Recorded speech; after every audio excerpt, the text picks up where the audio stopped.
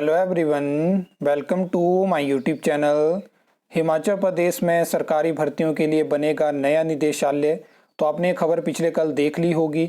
इसमें बहुत सारी चीज़ें मैं ऐड अप करना चाहूँगा, वीडियो को अंत तक ज़रूर देखना। सबसे पहले मैं आपको बता दूं कि हिमाचल प्रदेश में जब से कांग्रेस की सरकार आई है, बहुत सारी चीज़ों को भर्तियों के तौर पर बदलने की कोशिश हुई है। फिर चाहे वो गुजरात मॉडल को स्टडी करना हो, हरियाणा मॉडल हो गया, एनएचएम मॉडल हो गया, और कॉन्ट्रैक्ट पॉलिसी में भी बदलाव करने की कोशिश हुई। यहाँ पे गेस्ट टीचर भर्ती करने की कोशिश हुई, लेकिन एट द एंड हमें क्या देखने को मिला? आउटसोर्स नौकरियां, जिनमें कि रिजल्ट का कोई अता पता नहीं है, कब ज्वाइनिंग हो रही है, क्या हो रहा है, कुछ भी अता पता नहीं है। अब यहाँ पे क्या होगा कि हिमाचल प्रदेश में मेन आपको पता है कि क्लास 3 की सबसे ज़्यादा भर्तियां हमें देखने को मिलती थी। इसमें क्या है कि अब एक नया डायरेक्टरेट बनेगा। कुछ दिन पहले मैंने जेओआईटी के तौर पे आपको समझाया था कि जेओआईटी की जो रिक्वेजिशन होगी वो डिपार्टमेंट, बोर्ड, कॉरपोरेशन डायरेक्ट राज्य चयन आयोग को नहीं भेज पाएंगे। बीच में उनको जो रिक्वेजिशन है वो सबसे पहले कार्मिक विभाग को भेजनी है, और वहाँ से वो रिक्वेजिशन जाएगी राज्य चयन आयोग हमीरपुर के पास। पहले ये जेओआईटी के लिए फैसला लिया गया, लेकिन अब सब क्लास 3 की सभी भर्तियाँ इसमें एडअप करी गई। तो अब क्लास 3 की भर्तियों के लिए नया ये डायरेक्टरेट बनेगा।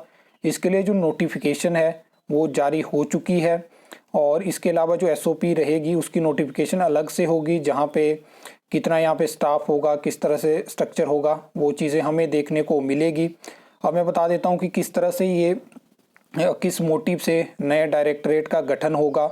यहाँ पे सरकार चाहती है कि ये डायरेक्टरेट ही हिमाचल प्रदेश में क्लास 3 में जो भर्तियाँ होगी उनको मैनेज करे, जिसमें कि आपको देखने को मिलता है कि कई बार आर&पी रूल्स कोर्ट में चैलेंज हो जाते हैं, बहुत सारी चीज़ें ऐसी होती हैं। और इसमें क्या होगा कि स्टेट कैडर यहाँ पे बनाने की कोशिश होगी। आपने देखा होगा कि जैसे पटवारी का अब स्टेट कैडर बन चुका है, उस टाइम भी मैंने आपको समझाने की कोशिश करी थी कि जिस जिस पोस्ट में डिस्ट्रिक्ट कैडर होता है वहाँ पे अब क्या हो रहा है कि किसी डिस्ट्रिक्ट में बहुत ज़्यादा वैकेंसी होती है, किसी डिस्ट्रिक्ट में वैकेंसी कम होती है, और वो कुछ ऐसी पोस्टें होती हैं जिनमें आपको एक साथ भर्ती करनी पड़ती है। और डिस्ट्रिक्ट में क्या होता है, डिस्ट्रिक्ट कैडर में आप डिस्ट्रिक्ट से अलग डिस्ट्रिक्ट में ट्रांसफ़र नहीं कर सकते हो। तो यहाँ पे क्या होगा कि अब ये नया डायरेक्टरेट होगा, ये क्लास 3 के सारे एम्प्लॉयज़ को मैनेज करेगा। अभी मैंने आपको बताया कि किसी भी डिपार्टमेंट से डिपार्टमेंट में, या बोर्ड से बोर्ड में, कॉरपोरेशन से कॉरपोरेशन में, या डिपार्टमेंट से बोर्ड में, यहाँ पे परमानेंट ट्रांसफ़र आपको देखने को नहीं मिलती है। आपने डेपुटेशन सुना होगा, सेकेंडमेंट सुना होगा, जहाँ पे उसको हम टेम्पररी ट्रांसफ़र बोल सकते हैं, या परमानेंट ट्रांसफ़र आपको उस केस में देखने को मिलती है जहाँ पे किसी डिपार्टमेंट, बोर्ड, कॉरपोरेशन में कोई विंग खत्म हो जाता है, तो फिर अलग अलग डिपार्टमेंट, बोर्ड, कॉरपोरेशन में वहाँ से एम्प्लॉयज़ को परमानेंटली ट्रांसफ़र किया जाता है। तो यहाँ पे ईजी सरकार के लिए हो जाएगा कि स्टेट कैडर बन जाएगा जो भी पोस्ट यहाँ पे रहने वाली हैं क्लास 3 की। और एक चीज़ ये हो जाएगी कि एम्प्लॉयज़ भी आराम से एक डिपार्टमेंट, बोर्ड, कॉरपोरेशन में सरकार ट्रांसफ़र कर पाएगी। तो इसी मोटिव से ये चीज़ हुई है, और तभी ये नया डायरेक्टरेट बनेगा। लेकिन अब देखने वाली बात होगी कि कितना समय इसमें लगता है। क्या इसकी वजह से जो क्लास 3 की भर्तियाँ जल्दी ही एडवर्टाइज हो सकती थी? जल्दी तो मैं नहीं कहूँगा, क्योंकि जल्दी कहते कहते 18 महीने हो चुके हैं, और 18 महीनों में एक भी एडवर्टाइजमेंट जो पेंडिंग है वो हमें राज्य चयन आयोग हमीरपुर के माध्यम से देखने को नहीं मिली है। उन्होंने सिर्फ एक भर्ती एडवर्टाइज़ करी है, जिसमें भी एग्ज़ाम कंडक्ट नहीं हो पाया है। तो बहुत सारी चीज़ें हैं।